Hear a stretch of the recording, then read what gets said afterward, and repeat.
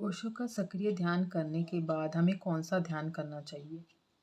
पहले ये समझ लेते हैं कि सक्रिय ध्यान ध्यान नहीं है, एक क्रिया है। एक तरह का रेचन होता है, उलीचना होता है, एक विधि है जिससे आप अपने मन में जो भी तनाव भरे हैं, गुस्सा है, क्रोध है, नकारात्मक ऊर्जाएं हैं, जो भी नकारात्मकता हमारे सबकॉन्शियस में हमारे पिछले समय की या हमारे जन्मों की जो दबी पड़ी हैं कुंठाएं, उन्हें सब उलीच देना है।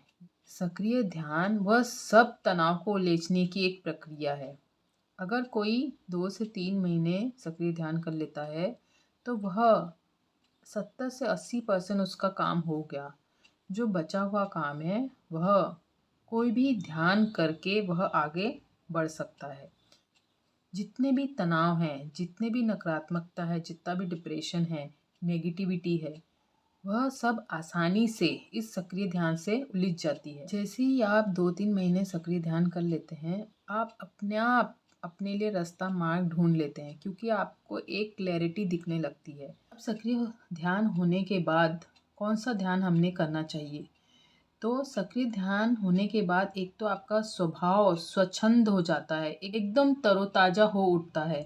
आपको खुद ऑटोमेटिक क्लैरिटी मिलेंगी कि अब आपको किस रास्ते जाना है। उसके बाद बहुत कम काम बच गया। आपको प्रॉपर एक कोई भी मेडिटेशन चुनना है जो आपके स्वभाव के अनुकूल हैं, तो आप उस रास्ते चल सकते हैं। शायद वह क्लैरिटी सक्रिय ध्यान से पहले ना हो, क्योंकि मन में अनगिनत विचारों की भीड़ चल रही है। ये करूँ, वो करूँ, ऐसे चलूँ, वैसे चलूँ। एक क्लैरिटी आने के लिए भी आपको बहुत ज़रूरी है सक्रिय ध्यान करना, क्योंकि मन बहुत ज़्यादा खंडों में विभाजित हो गया है। मन जो अखंड धाराओं में बह रहा है, कभी कुछ कभी कुछ कभी कुछ, तो वह जैसे ही ऊर्जा वहाँ से समाप्त होकर एक दिशा में डायरेक्शन में चलने लगती है, तो आपको स्वयं एक क्लियरिटी आ जाती है। तो सक्रिय ध्यान करने के बाद आपको ऑटोमेटिक क्लियरिटी आ जाएंगी। सक्रिय ध्यान के बाद या तो आप भक्ति मार्ग में जा सकते हैं या फिर ज्ञान मार्ग के माध्यम से। अगर कोई सुनने में रस लेता है, हृदय प्रधान है, तो वह नाद सुमिरन करें, प्रेम के माध्यम से आगे बढ़ सकता है। अगर कोई बहुत लॉजिकल है, जिसे एक साइंटिफिक अप्रोच चाहिए, वह ज्ञान मार्ग ध्यान मार्ग से आगे बढ़ सकता है।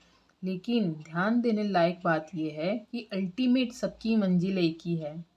कोई अगर ज्ञान मार्ग से चलता है तो अल्टीमेट एट द एंड वह भक्त हो जाएगा।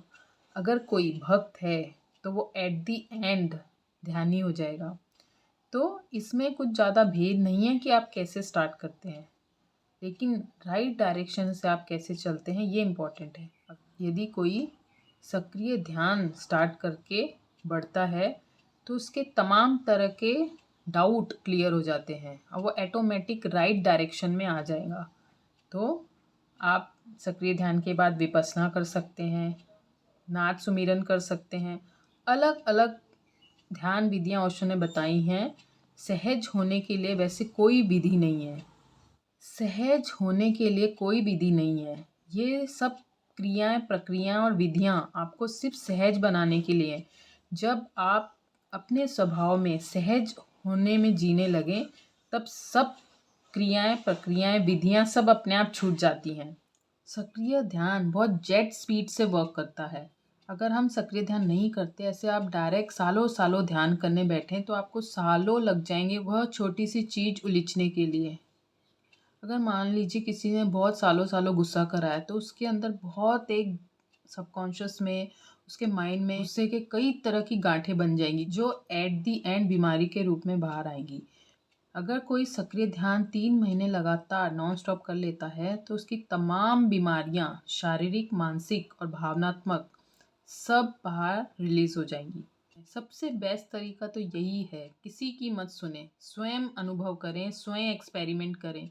जब आप खुद एक्सपेरिमेंट करते हैं तो आपको प्रॉपर राइट डायरेक्शन मिलती है। हो सकता है कुछ टाइम लगे, इंस्टिंक्ट आने में कई बार टाइम भी लग जाता है कि मैं किस डायरेक्शन चलूँ, लेकिन वह धीरे धीरे धीरे आप लगे रहें, आपको अवश्य राइट डायरेक्शन ज़रूर मिलेगा।